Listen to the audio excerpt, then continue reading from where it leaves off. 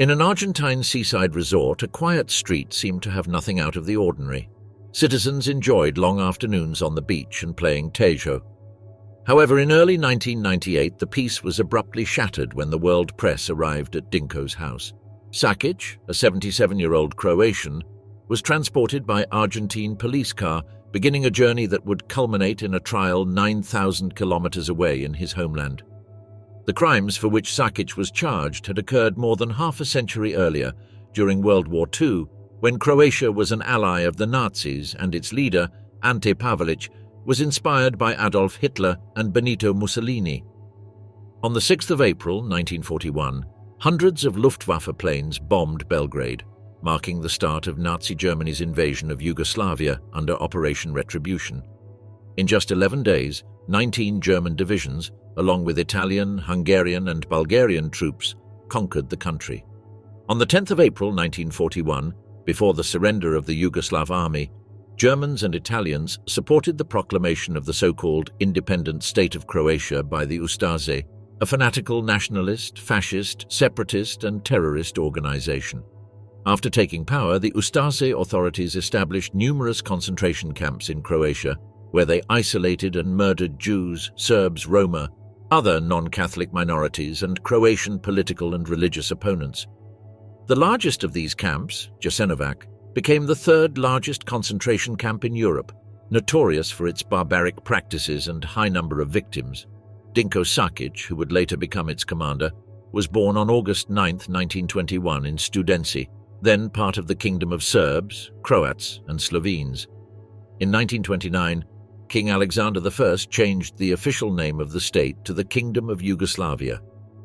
At the age of 13, Šakić was expelled from school for spreading propaganda for the Ustaše, a Croatian ultra-nationalist and fascist organization that sought to create an independent Croatian state through violence and terrorism. World War II began on the 1st of September 1939 with the invasion of Poland by Nazi Germany. Subsequently, on the 6th of April 1941, the occupation of Yugoslavia began, involving German, Italian, Hungarian and Bulgarian forces. 4 days later, on the 10th of April, the Germans and Italians supported the proclamation of the independent state of Croatia by the Ustaše. The Ustaše established a reign of terror so uncontrolled that the occupation troops had to intervene to manage the territory. In rural areas, Croatian units and the Ustaše militia burned Serbian villages and massacred their inhabitants, torturing the men and raping the women. Under this regime, a brutal system of concentration camps was established, the most infamous being Jasenovac. Conditions there were appalling, prisoners were underfed, accommodation and sanitary facilities were deplorable, and guards tortured and murdered at will. Jasenovac was part of the Nazi final solution, contributing to the extermination of Jews, Roma and political opponents, although its main goal for the Ustaše was the elimination of Serbs in the independent state of Croatia. During this period, Croatian authorities murdered between 320,000 and 340,000 Serbs in Croatia and Bosnia. More than 30,000 Croatian Jews were murdered in Croatia or at Auschwitz-Birkenau. To facilitate the massacres, the Ustaše even invented a knife called the Srbošček, meaning Serb cutter.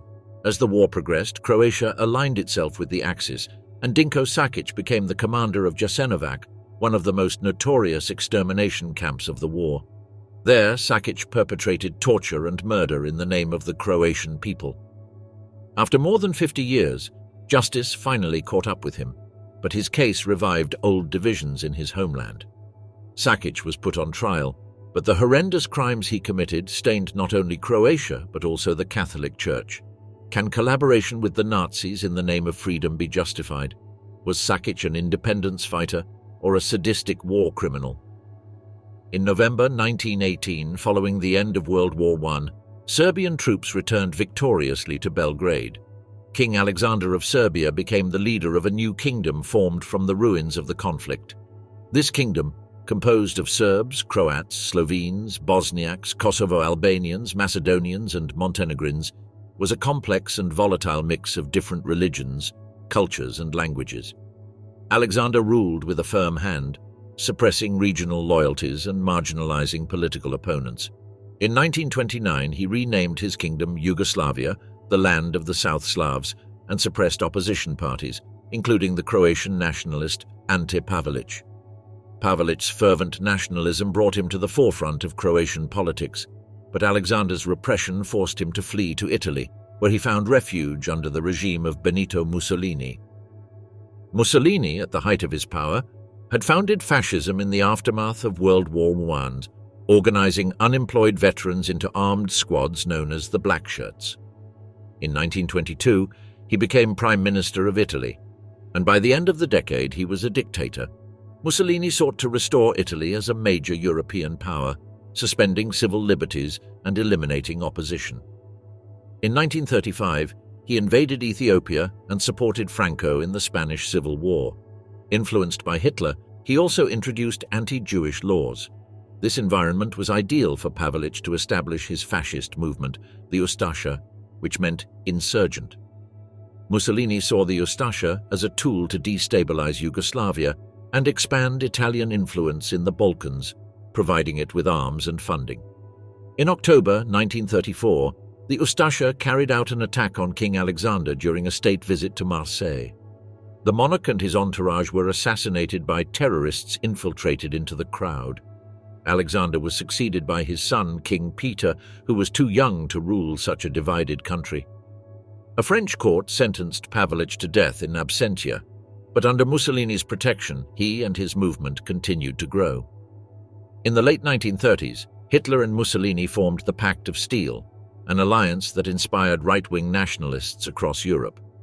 Pavelić believed that fascism and Nazism were the path to Croatian independence, free of Serbs and Jews. This ideal appealed to many Croats, including Dinko Šakić, a young man inflamed by nationalism. On the 8th of April 1941, war came to Yugoslavia. Within just 11 days, the Yugoslav army collapsed and the monarchy fled.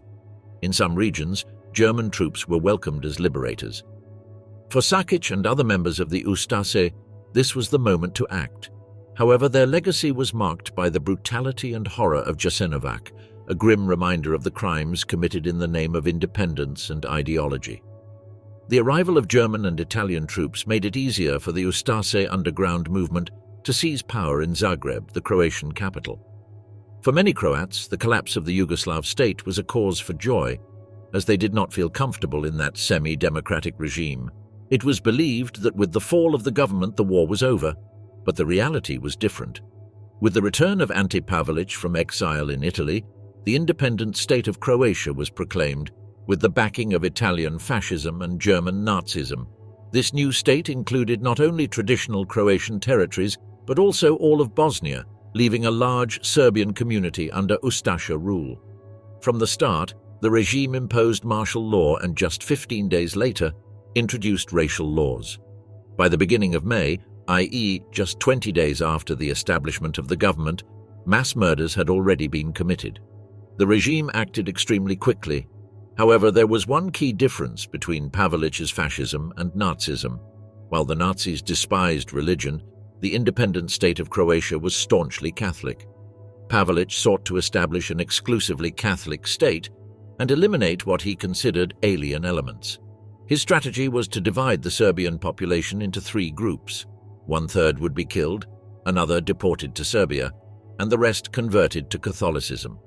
Those who accepted conversion were considered Croats. One of the darkest episodes of the Catholic Church in the 20th century was its involvement in this regime. Archbishop Alojzije Stepinac gave his blessing to the government, and part of the clergy actively assisted in the forced conversion of Orthodox Serbs to Catholicism. The relationship between Croatian fascism and the Catholic Church remained close throughout the war. However, there were divided positions within the clergy.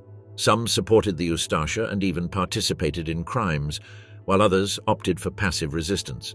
The regime instituted a reign of terror against the Serbian minority in Croatia. Thousands were killed, deported, or imprisoned. In addition, anti-fascist Croats were also persecuted. Following German directives, the Ustaše directed their repression towards Jews and Gypsies. The persecution of Jews served as a pretext for the systematic looting of their property. Upon arrest, they were stripped of all their belongings, even their wedding rings. By July 1941, the country's prisons could no longer accommodate any more detainees. In response, the Ustaše began building concentration camps, which would soon become some of the most atrocious in Europe. Dinko Šakić joined the Jasenovac camp administration in 1941 and rose to deputy commandant the following year. Under the tutelage of the infamous Vyacheslav Max Luburić, his influence grew rapidly. He married Luburić's half-sister Nada, with whom he had 3 children. Their wedding had Ante Pavlich as best man. Known for his arrogance and meticulous appearance, he always wore polished black leather boots and a tailored uniform.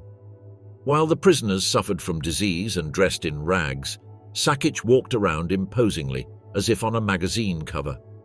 Ambitious and loyal to the Ustaše cause, he rose through the ranks quickly. In April 1944, at the age of just 22, he was appointed commander of Jasenovac. His rise was due in part to his fanaticism and in part to his marriage to Nada. With his growing authority, his brutality also increased. He is credited with direct involvement in the torture and murder of prisoners. Witnesses claim that he used to shoot inmates for pleasure, especially those destined for forced labor. He claimed that he did this to prevent the spread of diseases such as typhoid fever or malaria. However, he singled out those he considered unhealthy and ordered their execution in a building he called the hospital. On one occasion, he locked several prisoners in a room until they died of hunger and thirst. One report holds him directly responsible for the murder of the Croatian poet Mihovil, Pavlek Miskina, in June 1942. That same summer, Šakić is said to have directed the exhaust fumes of a car into the interior of a van full of women and children, killing them all. His sadism was not limited to these episodes. Bozo Svak, a survivor of Jasenovac, recounted after the war a terrifying incident in which Šakić publicly dismembered a child. Jasenovac. Dinko Šakić, a 22-year-old, saw World War II as an opportunity to join the Nazi cause and enlisted as a guard at a concentration camp. Over time, he rose through the ranks to become one of the Nazi regime's most ruthless yet least acknowledged collaborators. His first posting was Jasenovac, located an hour from Zagreb, the Croatian capital. This complex, comprised of several camps situated on the banks of the Sava River, held the largest number of prisoners in Croatia. Today, the site features monuments and sculptures honoring the victims who suffered and died there. The main person in charge of the camp was Vyacheslav Max Luburić, head of Ante Pavlić's special police force and overall commander of the Ustaše concentration camp program. In 1943, Šakić married Nada Luburić, Max's half-sister, and also a guard at one of the women's camps at Jasenovac. This marriage secured him a place in Luburić's inner circle. At the age of 24, Šakić was appointed commandant of the camp, a position that allowed him to demonstrate his absolute loyalty to Luburić. Šakić did not limit himself to being a simple administrator. His main focus was the extermination of prisoners. Luburić had visited Nazi concentration camps in Germany and based the design for Jasenovac on these models.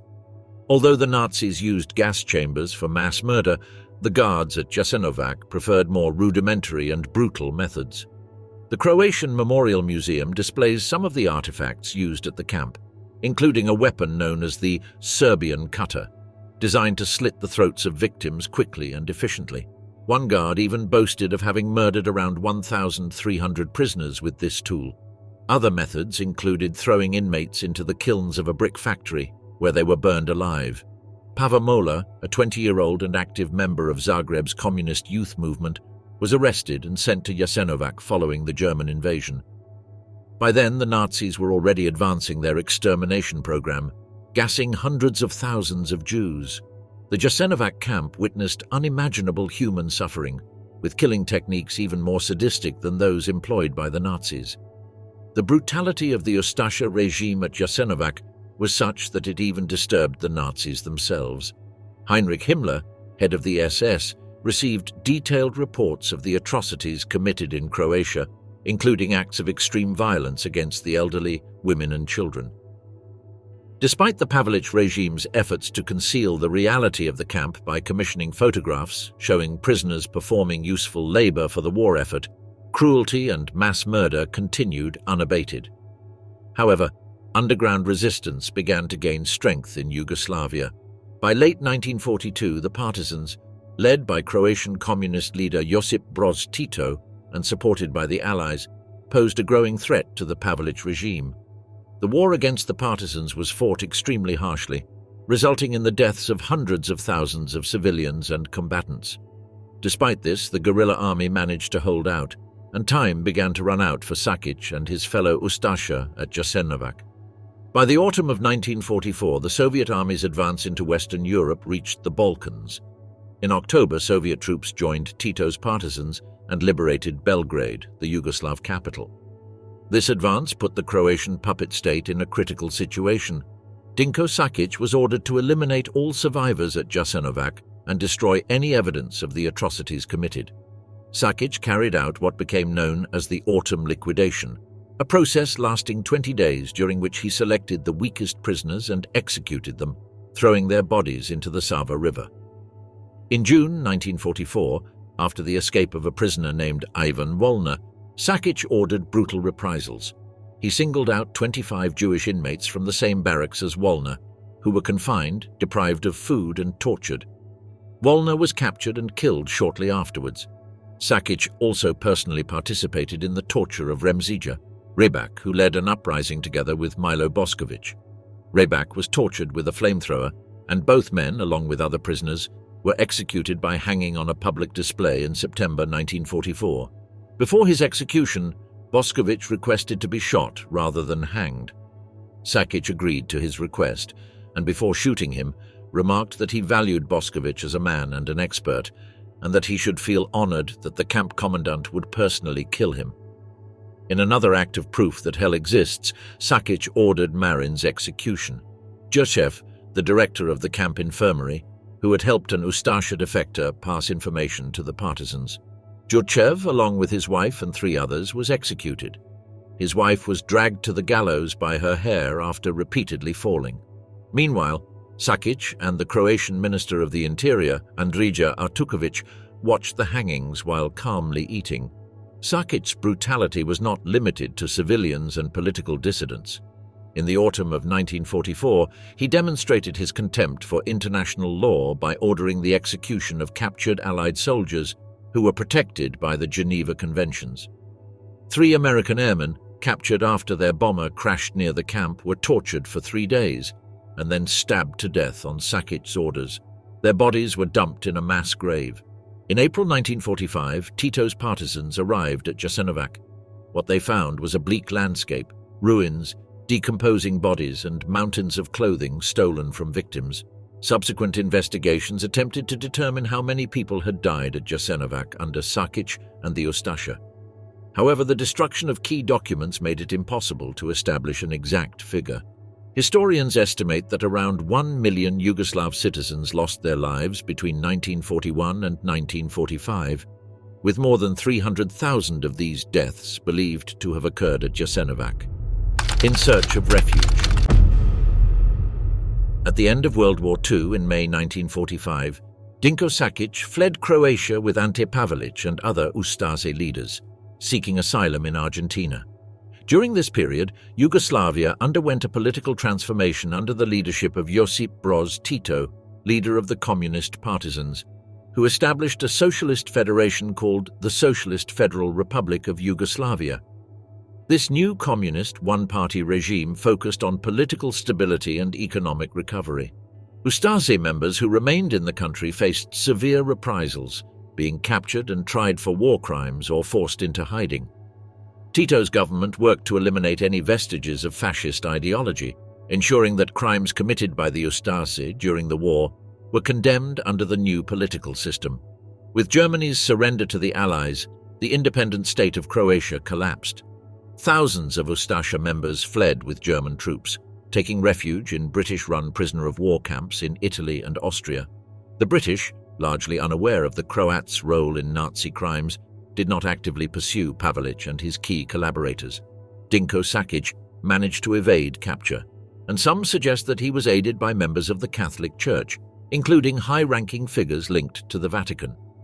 Using false documents and financial support provided by this network, many managed to establish themselves in South America. In 1946 in Zagreb, the Catholic Church was put on trial for its alleged support of the Ustaše regime. Failing to capture key leaders such as Pavelić, Luburić or Šakić, Tito's government turned its attention to Archbishop Alojzije Stepinac, accusing him of collaborating with the Ustaše and facilitating the forced conversion of Orthodox Serbs to Catholicism.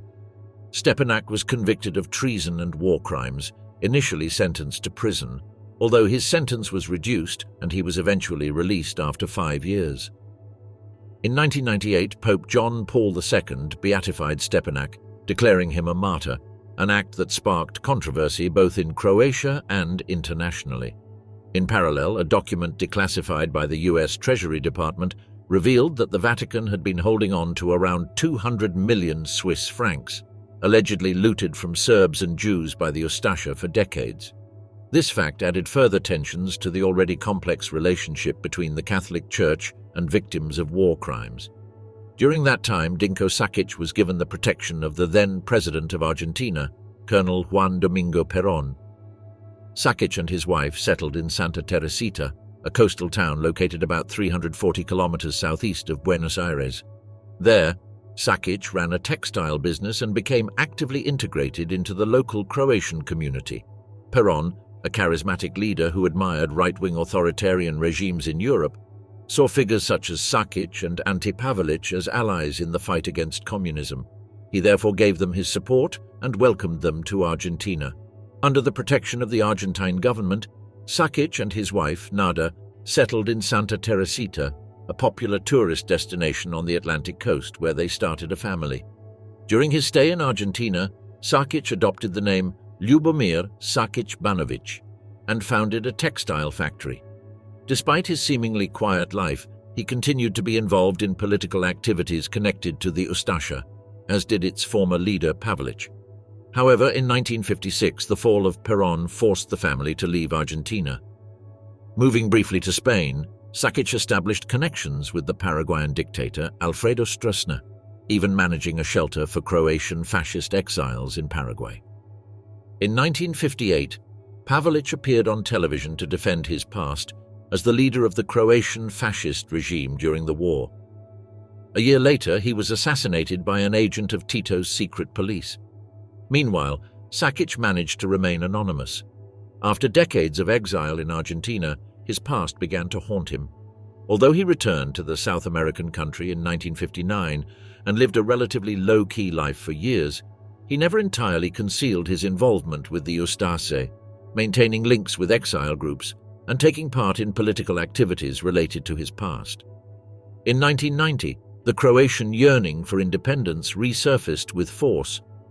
A decade earlier, President Josip Broz Tito had died, and although during his term he managed to keep Yugoslavia together, his death marked the beginning of its disintegration.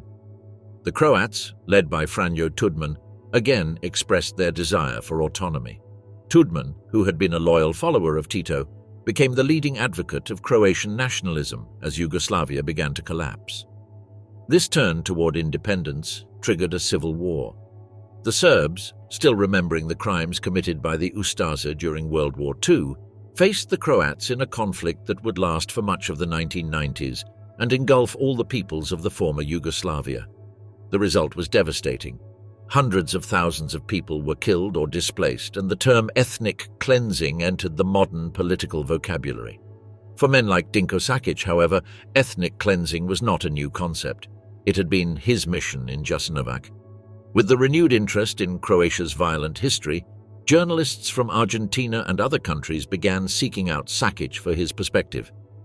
In 1998, 50 years after fleeing Croatia with his wife Nada, Šakić made a grave mistake. A reporter from the Argentine television show Telenoche knocked on his door requesting an interview. Šakić agreed and invited him in. The reporter, seeking to gain his trust, began with questions that made Šakić feel comfortable. However, he gradually dug into his past, leading Šakić to admit, albeit uncomfortably, that he had been in Jasenovac. When the interview aired on television, it caused quite a stir. Šakić, who had remained in the shadows for decades, suddenly found himself exposed to public scrutiny, which would have disastrous consequences for him. Efrem Zurov, one of the Simon Center's most prominent Nazi hunters, Wiesenthal, who learned of Šakić's television appearance, began working to secure his extradition to Croatia, where he would stand trial in Zagreb. Šakić's public reappearance put President Tudman in a difficult position. Tudman, who considered himself a Croatian patriot and was proud of his country's history, had used the wartime past to rebuild the nation. He had even argued that the casualty figures at Jasenovac had been exaggerated. To Tudman, Šakić was a freedom fighter and an honorable patriot. By the mid-1990s, however, Tudman needed to prove to the world, especially the United States, that Croatia was a modern, pro-Western democracy. To the Americans, Šakić was a Nazi collaborator and a ruthless murderer, one of the last living commanders of a World War II death camp. In 1990, an interview with a Croatian newspaper revealed the views of Šakić, who praised the Ustaše and criticized the Serbs. That same year, he attended a meeting in Austria that the Chicago Tribune described as a gathering of former Nazis. In 1994, in another interview, Šakić expressed regret that he had not killed more Serbs at Jasenovac, stating that he would do it all over again and that he was sleeping like a baby. These statements showed that he felt no remorse for his actions. In March 1998, during the interview on Telenoche, Šakić admitted his role as a leader at Jasenovac, but denied that any murders had been committed under his command, attributing the deaths to natural causes.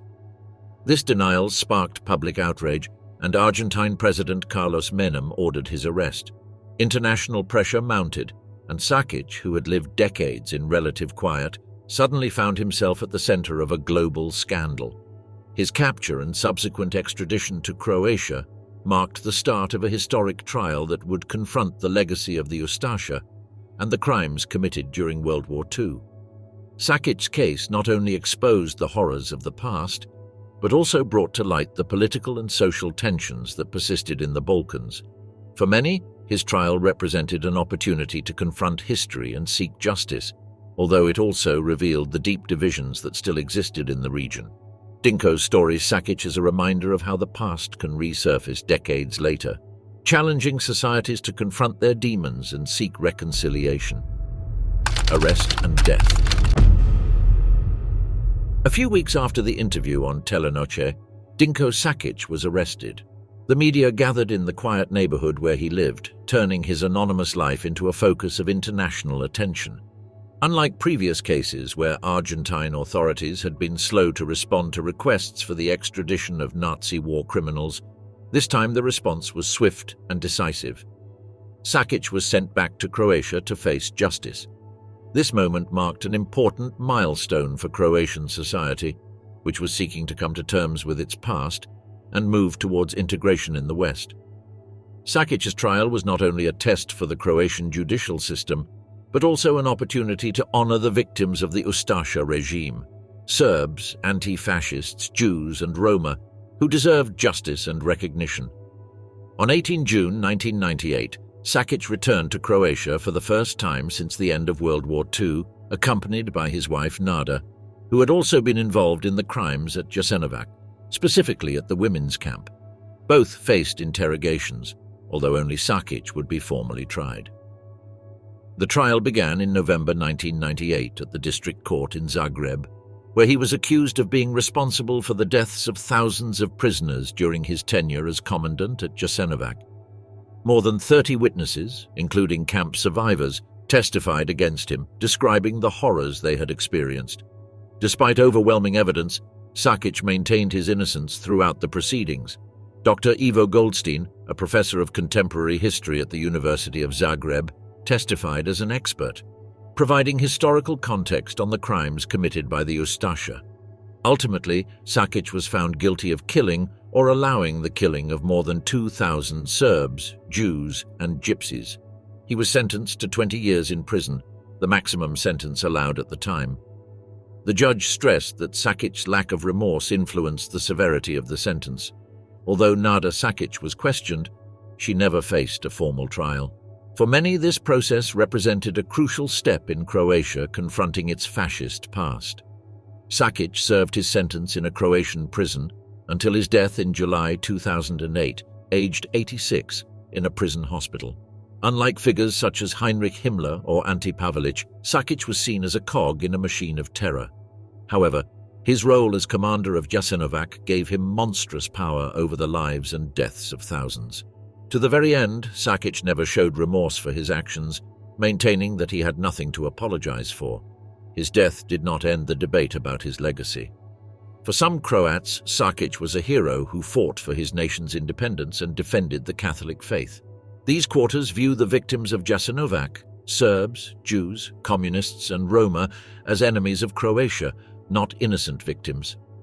In contrast, many other Croats regard the Ustaše regime as a dark and bloody chapter in their history, which should never be forgotten or glorified. Šakić's funeral reflected these divisions.